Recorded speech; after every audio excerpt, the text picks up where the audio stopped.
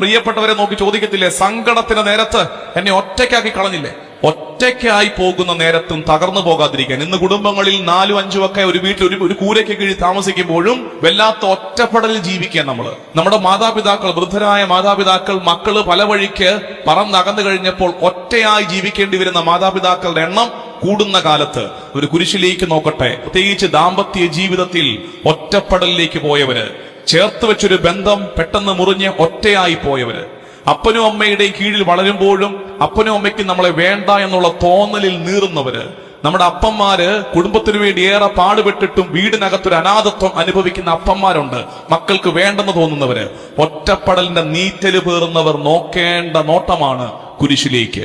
കുരിശിലവൻ ഒറ്റയായിരുന്നു എന്ന് ചിന്തിക്കണം. ഒന്ന് ഓർത്ത് നോക്കിക്കേ, കർത്താവിന്റെ സങ്കടം കുരിശിൽ ഒറ്റയ്ക്കായിരുന്നേ.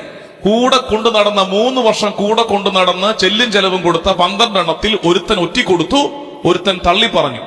ബാക്കി 8 എണ്ണം ഓടിയ വഴിക്ക് പുല്ലുമുളച്ചില്ല. പിന്നെ യോഹന്നാൻ എങ്ങാണ്ട് വഴുതെറ്റി കയറി വന്നതാണ്.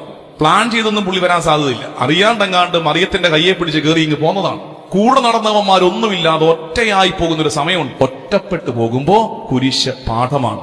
ഒറ്റയ്ക്കായിരിക്കുമ്പോഴും അപ്പായുടെ തുണയിൽ, പിതാവായ ദൈവത്തിന്റെ തുണയിൽ ഒറ്റയ്ക്ക് ദൈവത്തിരഹിതം നിറവേറ്റുന്നതിന്റെ പേരാണ് കുരിശ്.